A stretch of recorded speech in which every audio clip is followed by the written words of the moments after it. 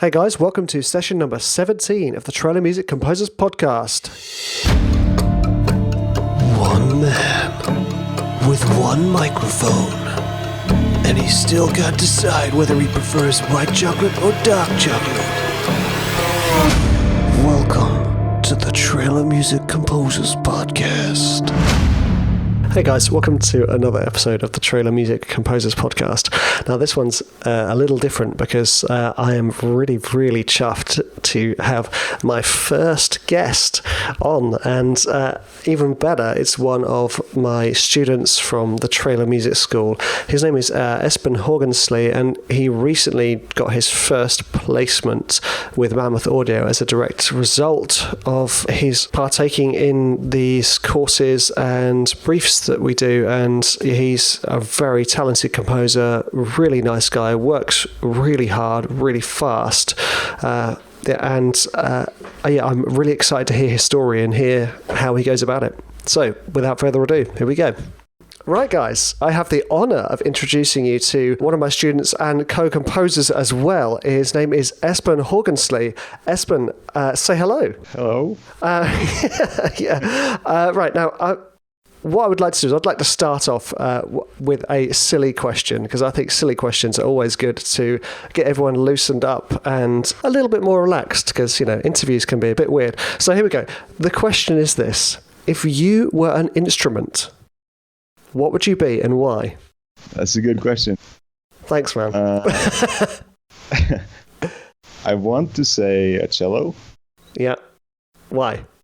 Because I would say I'm a bit dark and slow. Dark and slow. Nice, I like it. Well, the thing is, I've adapted it, because normally I ask the question, if you were a vegetable, what would you be? And my answer to that is almost always broccoli, because... I was going to say broccoli, actually. There we go. Imaginary high five. Awesome. Okay, so first of all, can you tell everyone about yourself? You know, what's your story? How did you get to where you are, and what are you doing now? Well, it's, I guess, started kind of similarly to your story. Whereas when I was young, I was listening to a lot of film scores, and that kind of stuck with me through my whole life. And then I got into more like trailer style music, or what you call epic music, I guess. And my brother is the one who taught me how to use Reason at first, then Cubase. Then I just started messing around with it. And how long ago was that you started messing around with it? I guess maybe 8 years ago, something like that. Nice. Yeah, just been doing it as a hobby, and then decided to do it more seriously 2 years ago. So what did you do when you decided to sort of take that step from mucking about with Reason and Cubase? What were the steps you took to then start to take your music stuff more seriously? Well, obviously I bought some libraries, some better libraries. Which ones? I bought Jaeger for like all-round type of thing, and I bought LA scoring strings, the first chairs, which are great, solo strings, and some random, sound design libraries. Awesome. So once you had this sort of arsenal of of libraries, what was it that you then did you start sort of listening to other tracks? Did you start talking to people about what you were doing? Did you start reaching out to other composers? Did you do any courses? Did you go do a night school? What was it that you did to take it from just having like a bunch of libraries and the desire to make trailer music? What was it you wanted did to take it to the next level? I just started spending more time finishing tracks, thinking I was going to send them to publishers. And I did. And I got some, good feedback, but nothing that led to anything. And then I got kind of a good opportunity, which I failed at and got rejected. It was a good experience overall. And then I found the Trailer Music School. That's where it all started. That's when you hear the singing choirs, right? Yeah. But really, it was like, just watching like the first half of the course was like, kind of, this is what I'm missing is, the structure. Awesome. Yeah, I mean, the stuff you sent to me after you did the first trailer music course was just awesome. I thought, this guy knows his beans. It was, yeah. It sort of clicked with just learning the structure. Yeah, awesome. I think that was for me. That was the same thing. You know, I came from rock songs. Basically, so you have your set formulas for rock songs, and then you go to trailer music, and you kind of go, well, how do I do this? You know, I can do the cool sounds, and I can do some level of orchestral writing, but then taking it to the next level was difficult. So, I mean, what was it? So it's the key there was learning the structure. So you had your sample libraries, then you learnt through the course. The structure of trailer music. Then what was the next steps that you took? Well, by then it was like a month before you had me on an Elephant album. Wow! And, since then I've been working with music. Awesome. And also, I just want to let the audience know that you recently got a sync through the work that we have done together. Well, mostly the work you have done with Mammoth Audio. Is that right? Yeah, my very first placement. Yay! Congratulations. So much. Very excited about that. Yeah. So it was a month of essentially working with me in the trailer music school before you got onto a released album. Is that actually true? That is actually true, yeah. That's phenomenal. Okay, right. So I just want to put a little thing here. For those of you who don't know, last year I worked with Elephant Music, Vic at Elephant Music, that is. And I said to Vic, look, Vic, I've got all of these composers who I think have the talent to be professional composers. I think I'd like to give them the opportunity, because I remember it for myself. The hardest thing was actually getting your foot in the door. And he said, great, let's do a release. Let's do a competition. So I set up this competition with the guys in the sort of first formation of my trailer music school, where I said, look, we've got this brief from Elephant Music. You guys submit a track for this, and what we will do is choose the best ones, and then they will get released. And that they got released on the album was called Onyx, Elephant Music Onyx, and the tracks are amazing. But what happened with Espen, with you, was that you had this amazing track, but I think, were you going on holiday? Yeah, I was leaving for a month actually. So yes, so basically what we had was yeah. So I said, you said you're going away for a month, and I thought, okay, well, we can't not have this track on the album. So me and Vic sort of decided to put the album on a more immediate release. So it was put on one of the Elephant Music's fantasy albums, and it's a fantastic sound. It's got this amazing signature sound. Do you remember the track it was? What was that signature sound, and how was it that you created? The signature sound. Man, that's a long time ago. Come on, it was last year. Come on, let's go. So much has happened since then. You know? But I think it was a preset that I edited in a synth called Hive. Nice.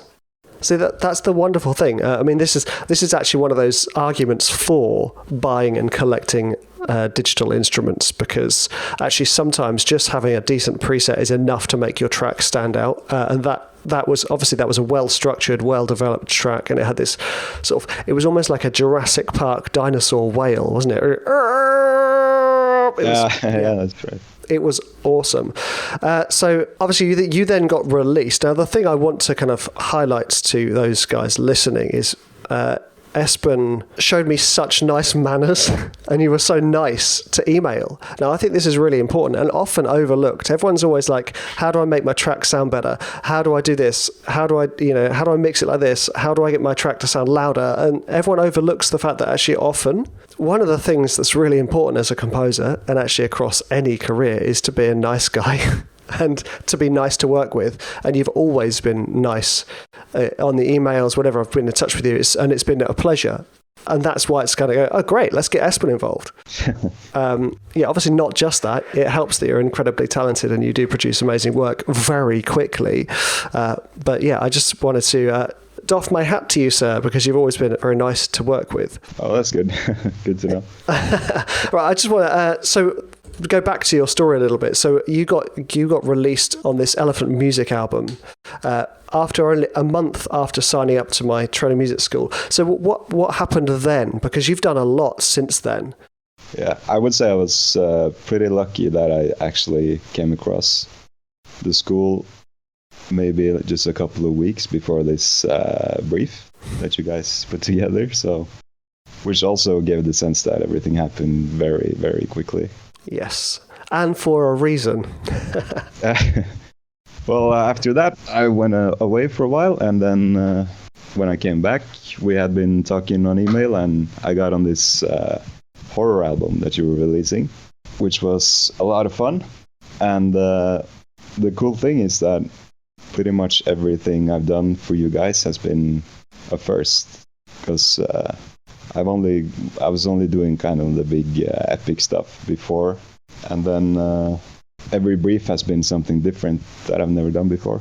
So that's awesome. Like, from my point of view, I know nothing about your backstory or even your training or anything.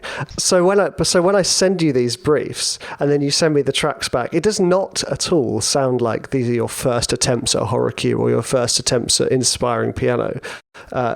It sounds like you've been doing this before. Now, the wonderful thing for me is you kind of reminded me of myself in that you were very keen to impress, and whenever I asked you for something, you delivered it, and you didn't just deliver like the goods, you delivered it early and you over-delivered. I'd say, can you give us a track for this? And you'd bring 3 to the table. So I thought, okay, this was around the time that Vic was starting Mammoth Audio.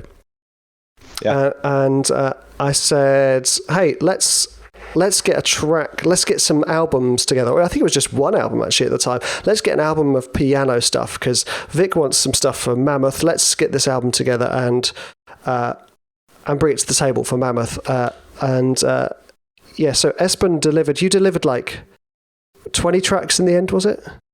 Yeah, 20. And also, I think you were really ill whilst you were doing it too, weren't you? I was actually. Soldiering on. It was, it was awesome. And that's where you got your first placement through Mammoth. Yeah. Yeah, it's awesome. Now, I've kind of hinted at the fact that you're a great writer and hinted at the fact that you write very quickly. So I'd actually like to dive in a little bit to your writing process. So how is it that you go about writing?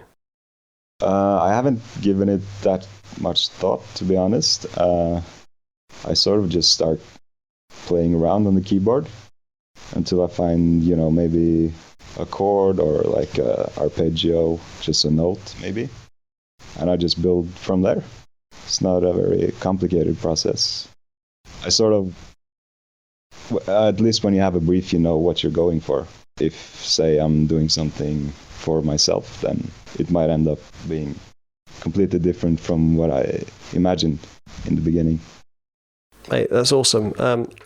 Now, this is the problem that I find creative people have when they talk about their process, especially when they're very modest like yourself. They will say, this is my writing process. Oh, I just find something I like, and all of a sudden I have an amazing trailer track. It's not that simple, Espen. It's not. It's just not, right? I know that there must be a point where you just go, okay, you can't just pick like, okay, this is my D minor arpeggio, and that's my track. How do you take it? Say you found this D minor arpeggio being played by one of the first chairs from the scoring strings. How do you then take that to be the trailer music that you then produce? I suppose I would find a bass line that works, and I usually build the tracks quite large and then start to remove things because it gets muddled up and often less is more. But yeah, I just build I start at the intro and I build and build, but then also with the structure where certain sections are going to lead, and then you got to figure out what to do next. What do you mean? After the intro, because that's where I'll start. I'll do the intro, and then I'll kind of get the tone and the sounds from that, and then you start building on that for the next sections. I guess I don't know. I think it's hard to put into words exactly. I haven't thought about it that much. It sure is hard to put into words. But that's one of the reasons I want to get you talking about it, because you write very quickly. You've just produced 20 tracks. I asked you to produce 20 tracks, 2 albums, and I thought you'd done it over a couple of weeks, and you just said that you just produced 20 tracks over a few days. There's not many composers that can do that. How is it you do that? Well, I don't know if you've heard the tracks yet, but they are quite similar. Yeah, well, have you listened to trailer music? It's all quite similar. You know, that's the kind of the point. It is similar, but that also makes it difficult because there has to be enough variation for it to be interesting. Yeah, that's actually kind of more difficult when you have to do the same style 20 times over. And then how do you make it different in the last track? And, I use a template for these tracks as well, so I don't have to start over. Okay, so what's in your template? How's it laid out? For these albums, it was mostly synths, really, and some like big booms, and mostly synths and some strings, lots of risers. Your string risers, by the way, the new one. Yeah. It's. I think these albums could probably be a commercial for your library. Oh, thank you. So good. Oh, thanks. Well, that's nice, because actually I did it as a YouTube tutorial. I was like, look, I just want to show you guys how to make an instrument. And I thought, well, I will make obviously one that I want to use. Yeah, it sounds great. Oh, thanks, man. Thank you. Well, that's the idea with those instruments. They're kind of like, they're not, obviously they are for you guys, but I'll be very honest here. I'm mostly doing it for myself. And then I'm going, well, I'll share it with these guys because... so these instruments are available on the Trailer Music School. Keep doing them, and I've used it. Yeah, I think in every single track I did now. Awesome! No, that's great. Well, I have listened to a few of them, and I have heard the string risers on on most of the ones I've heard. But I'm not going to complain because I'm like, they're nice string risers. They are. Awesome. Might have overused them a little bit, but you can always take it out. Now, I want to just go back to something you just said, because obviously I've got this podcast going as well, which we are on right now. One of the things I talk about is not editing and composing at the same time. And you just sort of briefly said, oh, I just chuck in loads of stuff and then I start taking it out. Yeah. So that's how you work? Pretty much. So you are actually an advert for my way of composing as well, which is you just sit down and write, chuck in loads of stuff, go on to the next track, chuck in loads of stuff, and then you go back to them and start to edit them. Is that the same? No, I usually finish the track before I move on to the next one. Wow, you are a rare beast to start and finish a track before moving on to the next one. That's not common. Well, I don't think it's that common anyway. I definitely don't do that. I will send off sketches to Elephant Music and to most publishers I work with, which is why I probably don't work with many publishers, because they don't like sketches. But no, that's really interesting to hear that. So you're like the quicker version of what I'm saying. But to me, it's, when I send the track to you, for example, then it's basically a finished track, but I also kind of view it as a sort of sketch because I know it's going to be a lot of revisions and stuff. Yes, it can be a lot of revisions.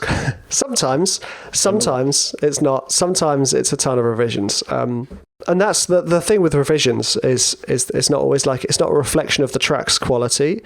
It's just a reflection of the track doing the job it needs to do. Yeah, I'm starting to see that more. Yeah. So I don't know whether you felt this, but when I first started getting revisions, I used to get kind of offended. And not offended, but like, it's not good enough. Yes, that's what I mean. Yeah, upset. Yes, yeah. So, and I'd be like, oh, I should just stop writing music. I'm no good. But it's not at all like that, is it? No, it's not. And then you realize that, the people that are giving you the feedback probably knows more about what they need than you do. Yeah, well, but that's exactly it. You're essentially supplying a service, right? Yeah. It's awesome. And that's the thing. Working with you is really nice because obviously your email etiquette is very nice. But also when we give you feedback, I say we because it's usually me or Vic or Jamie at Mammoth. And Elephant, it's we give you the feedback and then you actually do the things that we ask you to do So if we say take out that section, you take it out. Exactly. I enjoy actually when I get specific feedback, because then it makes it easy to do. Yeah. Yeah. Well, that's a really positive way of looking at it. Because sometimes specific feedback can be quite frustrating. But yeah, no, that's definitely a positive way to take it. Yeah. You guys are the pros. So I'll do what I'm told. Yeah. Stop. I'm blushing. Right. Okay. I just want to ask you a little bit. Kind of. It doesn't sound like you suffer from these much, Espen. But I was to ask you, what creative barriers do you think us trailer music composers have, if any? Creative barriers. Yeah. I guess. I guess it comes back to being so similar, but also having to stand out and be different, but within the same structure and everything. So it can be hard sometimes, but also it could be a good thing, because you can do pretty much anything you want within the trailer music confines. Yeah, you can. No, that makes perfect sense. And the way I see that barrier, that the limitation of having to do so many tracks that are so similar, is that you can almost, when you're writing a track and you think, oh, should I have done this or that? It's like you can go, well, maybe I'll do that one on the next track. Yeah, exactly. So you're essentially writing variations, which is a lot of fun. It is fun, actually. Well, that's good to hear. That would be really depressing if you're like, no, I really don't like writing trailer music. I don't know why I'm doing it. No, but I actually got into this because I enjoy listening to it and I enjoy making it. Awesome. Now, this is quite a nice question, because I think it's going to be a series of questions. But basically, what advice would you have for composers who are just starting to get into trailer music, who want to get into trailer music, who want to kind of basically start making crazy, weird, epic stuff and want to get their music placed on trailers? What advice would you have? I would say listen to, trailer music, old and new. See what's trendy now, try to recreate something. And of course, sign up for the trailer music school. I did not tell you to say that, by the way. I did not. Oh, but I have no problem saying that, because awesome. It's the courses are amazing. The community is great, and you learn so much, and you can work with other composers who are starting out like you or who are a little bit ahead of you. And you get real opportunities, which is, it's nice to work for something real, except for, other than I'm going to send the track to a publisher one day and see what happens. But you have real incentive. Well, get it right. That's awesome. I'm going to cut that out. That's going to become an advert for. Good, I can make. Yeah, well, to be honest, like I said, I did not pay or even ask Espen to say any of that. Obviously, I was hoping he'd say it, but now. So the advice generally is kind of immerse yourself in trailer music, and then obviously sign up to my trailer music school. Thank you, sir. Mostly just do it. When you have time, just make something, create something, or learn something. YouTube has tons of videos as well. Yeah, it does. YouTube is awesome. Love YouTube. So, that's really nice to hear, because obviously you have a job on another job, don't you? You work is it a full-time job or is it a part-time job? I work full-time in a bar, actually. Nice. So crazy long hours and late nights. Yeah, I do not envy you, sir. But this is the nice thing to hear, that actually you're, like you said, you're kind of doing essentially what I did, which is you're probably working more hours than I ever have done. But you're working, and then when you have free time, you're using it to do the thing that you enjoy, and that is creating trailer music. Yeah, for sure. Now I've got a few quick fire questions, because I know trailer music composers are big on their tech speak. I'm not going to get too technical, because I don't care how big your hard drive is. But I want to know what DAW you're using. I'm on Cubase, Windows Cubase. Okay, nice. Now, what is your go-to piano sample library? Go-to? I got Alicia's Keys. Go-to string library?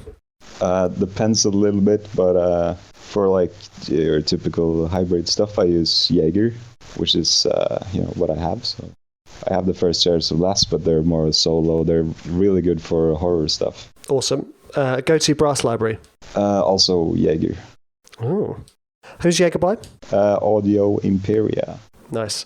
Go-to percussion library? Well, I bought the LA Modern Percussion, which is what I use mainly now. That and Drum Fury. Drum Fury? What's that? Never heard of that before. Yeah, it's sample modeling, I'm pretty sure. It's very good. It's, pretty beefy orchestral percussion, taikos and stuff like that. Awesome. So this is the thing I love about talking about sample libraries. Although I'm a professional trailer composer, I have hardly heard of any of the libraries most other composers use. Yeah, there's so many. There's so many. It's ridiculous. Okay, go-to synth. Hive by Yu-He.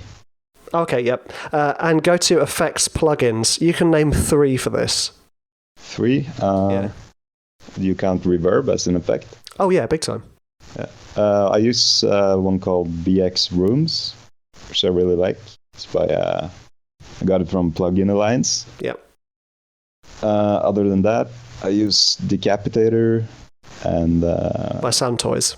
Yeah, Sound Toys, and something called, which I used a lot on this previous album, is called Fiedler Audio Stage, which is like a sort of spatial detuning modulator effect. Who's that by? I'm not entirely sure. Well, awesome. What you have to do is you'll have to send me. I'll have to get the list so that this is all in the show notes, because, like I said, I want to check some of those out. Particularly that spatial detuner. That sounds crazy and awesome. It's super cool. That would also explain why you've got so many kind of crazy, weird, low sounds in those 20 tracks you've just submitted. Yeah, for sure. And if someone said to you, what's your number one piece of advice to write better trailer music, what would it be? Probably mixing. Get better at mixing, or practice mixing, or...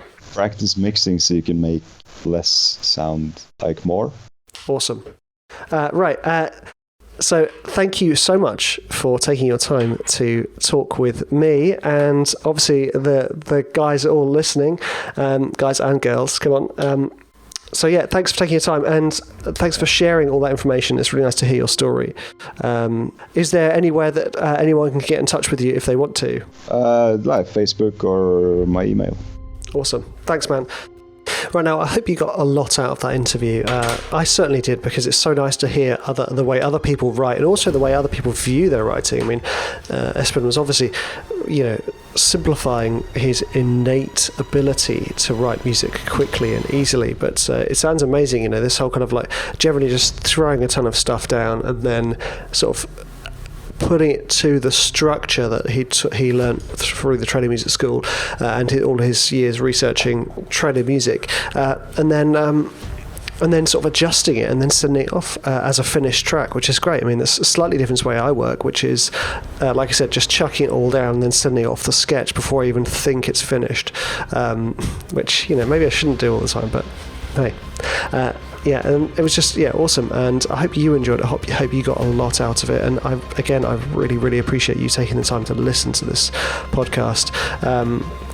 Hopefully there'll be more interviews in the future, because I just find it fascinating hearing the way other people work. And if you want to learn more about the trailer music and getting into the business and learning about writing trailer music, then head on over to the Trailer Music School, and hopefully see you there. Thanks again, guys. You legend.